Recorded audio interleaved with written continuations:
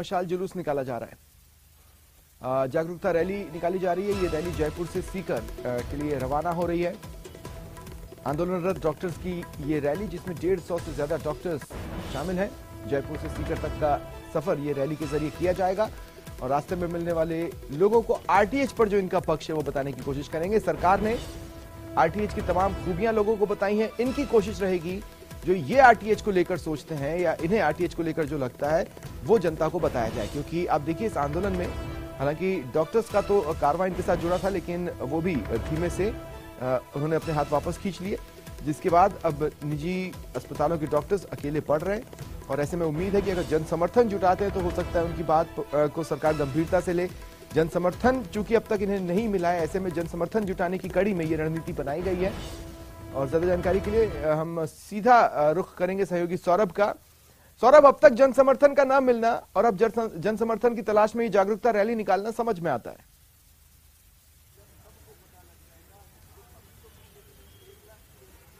जी बिल्कुल, देखिए जिस प्रकार से यह आंदोलन करीब 13 दिन से लगातार जारी है, लेकिन आम लोगों में वो विश्वास डॉक्टर्स कायम नहीं कर पाए। जो आरटीएच बिल को लेकर डॉक्टर लगातार आंदोलन कर रहे थे और बताने की कोशिश कर रहे थे कि आम लोगों के लिए नुकसानदेह है, लेकिन वो लोगों में भरोसा जो है वो कायम अब तक नहीं हो पाए। यही कारण है कि अब डॉक्टर जो है वो मशाल जुलूस और जागरूकता रैली के जरिए ये संदेश देने की कोशिश कर रहे हैं कि आरटीएच किस प्रकार से आम लोगों के लिए भी खिलाफ है।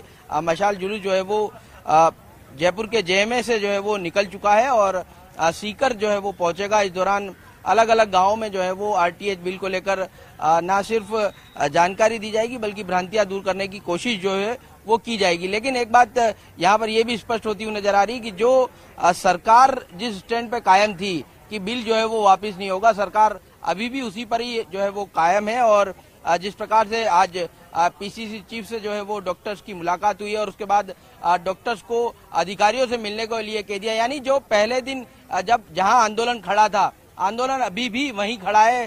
सरकार ने एक तरह से जिस प्रकार से चिकित्सा मंत्री के पहले बयान सामने आ चुके हैं कि अब बिल जो है वो वापस नहीं होगा, आपकी कोई कमियां खामियां दुरुस्त कराना चाहते हैं वो कर दीजिए, लेकिन बिल जो है वो वापस नहीं होगा। डॉक्टर रामदेव चौधरी हमारे साथ मौजूद है।